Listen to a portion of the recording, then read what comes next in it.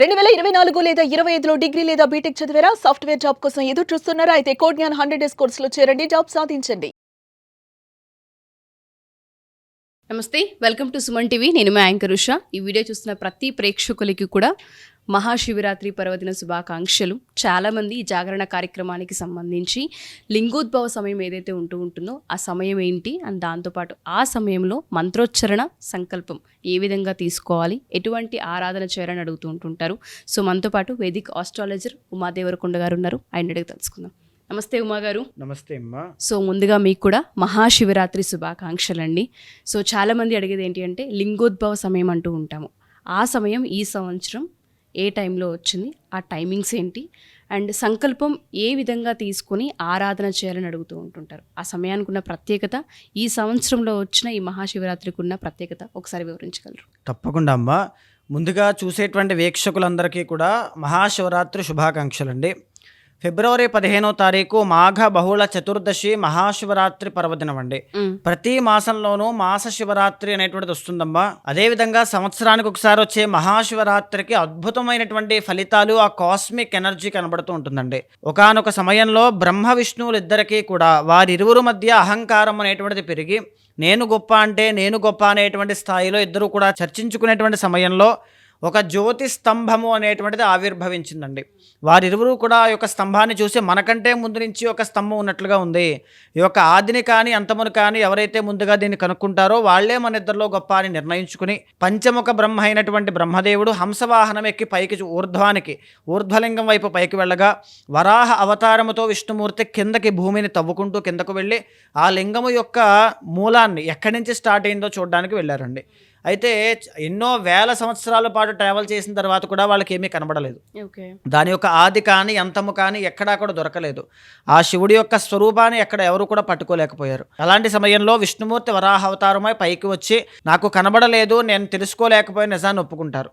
But పంచముఖ బ్రహ్మగారు మాత్రం పైనుంచి వచ్చేటప్పుడు ఒక కామధేనువుని మొగలి పువ్వుని సాక్ష్యంగా తీసుకుని వచ్చి నేను నిజంగానే పైన ఆదిని చూశాను అన్న విషయాన్ని అక్కడ చెప్తాను విష్ణుమూర్తి వద్ద, నేనే గొప్ప అని చెప్పుకోవడానికి, దానికి మీరు అవును అని చెప్పి సాక్ష్యం చెప్పాలి, తర్వాత నా నుంచి మీకు ఖచ్చితంగా ఏదో ఒక మంచి చేసి పెడతానని చెప్పగా ఆ కామధేను అంటే ఆవు కూడా తలతో అవునని, తోకతో కాదు అని, ఆ మొగలి పువ్వేమో అవునని చెప్పి సాక్ష్యం చెప్పగా దానికి ఆగ్రహించినటువంటి శివుడు కాలభైరవ స్వరూపంతో జ్యోతిస్తంభంలోంచి బయటకు వస్తారండి. వచ్చి పంచముఖ బ్రహ్మ అయ్యుండి, సృష్టికర్త అయ్యుండి అబద్ధం చెప్పడానికి పూనుకున్నావు, సృష్టి యొక్క ధర్మంలో ఈ యొక్క కర్మని ఖచ్చితంగా అనుభవించి తీరాల్సిందే అని చెప్పి అబద్ధం చెప్పిన ఆ తలకాయని పెకలించి వేస్తారనమాట. అందుకే అక్కడి నుంచి బ్రహ్మదేవుడికి 4 ముఖాలు మాత్రమే, చతుర్ముఖ బ్రహ్మ మాత్రమే అయ్యారు. అయితే ఆ పెకలించి వేసిన తర్వాత ఇక్కడి నుంచి సృష్టిలో ఎవరూ కూడా నిన్ను ఆరాధించరు, అబద్ధం ఆడేవు కాబట్టి ఎవరూ కూడా ఆరాధించరు, ఎక్కడా కూడా నీకు ఆలయం ఉండదు, ఎక్కడా పూజా పునస్కారాలు నీ పేరు మీద జరగవు అని చెప్పి శివుడు శపిస్తారు. అదేవిధంగా ఏదైతే కామధేనువు ఆవు అనేటువంటిది తలతో అవునని, తోకతో కాదని ఏదైతే చెప్పిందో ఇక్కడి నుంచి నీ తలకాయని ఎవరైతే పట్టుకుంటారో వారికి పాపాలన్నీ కూడా అంటుకుంటాయి. ఎవరైతే తోక దగ్గర అంటే పృష్ఠభాగం దగ్గర పూజిస్తారో వాళ్ళకి సర్వ సౌఖ్యాలు సుఖభోగాలు అనుభవిస్తారు అని చెప్పి కామధేనువుకి వరం ఇస్తారు. ఇకపోతే మొగలి పువ్వుని ఇక్కడి నుంచి కూడా సృష్టి ఉన్నంత కాలము నన్ను పూజించడానికి నీకు అర్హత ఉండదు, సో నీ యొక్క పుష్పంతో నీతో పాటు నన్ను ఎవరైతే పూజిస్తారో వాళ్ళకి కూడా సర్వ పాపాలు వస్తాయి అని చెప్పి శాపాన్ని విడుస్తారండి. సో అక్కడ ఏదైతే సమయంలో ఆ జ్యోతిస్తంభము ఆవిర్భవించిందో అదే లింగోద్భవ కాలంగా శాస్త్రం చెబుతుందండి. అదే మహాశివరాత్రి. ఈ యొక్క ఫిబ్రవరి 15వ తారీఖు 2026 సంవత్సరంలో ఆదివారం నాడు రాత్రి తెల్లవారితే సోమవారం అనగా 12:09 దగ్గర నుంచి 12:58 దాకా లింగోద్భవ కాలం అనేటువంటిది నడుస్తుంది. ఆ కాలములో ఏ మానవుడైతే శివ ఆరాధన జపము కానీ, హోమము కానీ, అభిషేక ప్రియుడు కాబట్టి అభిషేకము కానీ, లేకపోతే స్వామి యొక్క ప్రీతి కొరకై దానము కానీ, ధ్యానము కానీ, సేవ కానీ ఏదైనా పర్వాలేదు, స్వామి యొక్క ప్రీతి కొరకై ఎవరైతే చేస్తారో వారికి ఇహపర సౌఖ్యములు అనేటువంటివి అంది. వారు పూర్వజన్మలో కానీ ఆ జన్మలో కానీ చేసినటువంటి పంచమహాపాతకములు, ఉపపాతకములు, మహాపాపాలన్నీ కూడా దగ్ధమవుతాయి.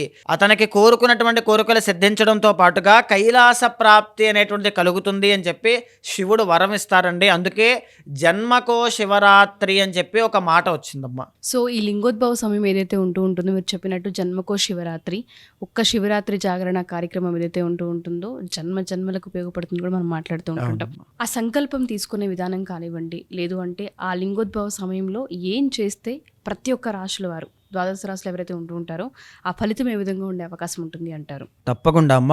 ముందుగా మహాశివరాత్రి రోజు అంటే చతుర్దశి గడియలు సాయంత్రం వచ్చిన ఆదివారం నాడు సూర్యోదయం కంటే ముందే నిద్రలేచి తలస్నానము ఆచరించి ఏది కూడా తీసుకోకుండా, మంచినీళ్ళు కూడా తీసుకోకుండా ఇంట్లో ఉండేటువంటి శివలింగానికి కానీ దగ్గరలో ఉండేటువంటి శివాలయానికి కానీ వెళ్ళి శివుడి మీద ఒక చెంబుడు నీళ్లు పోయండి.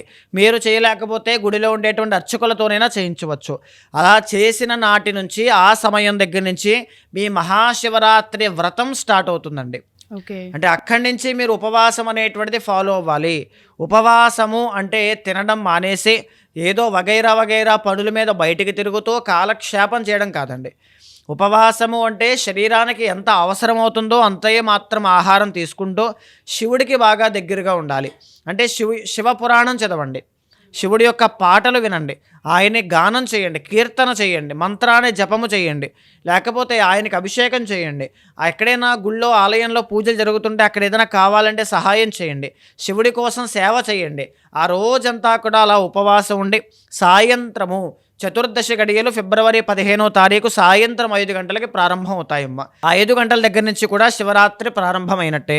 సో ఏదైనా శివాలయంలో, ప్రతి శివాలయంలోనూ రాత్రిపూట అభిషేకాలు జరుగుతాయండి. తప్పకుండా వెళ్ళి ఆ కైంకర్యాల్లో పాలు పంచుకొని శివుడికి పంచామృతాలతో అభిషేకం చేయండి. ఎవరైతే ఇంట్లో ఐశ్వర్యాలు కలగాలి అనుకుంటున్నారో ఆవు పాలతో అభిషేకం చేయండి.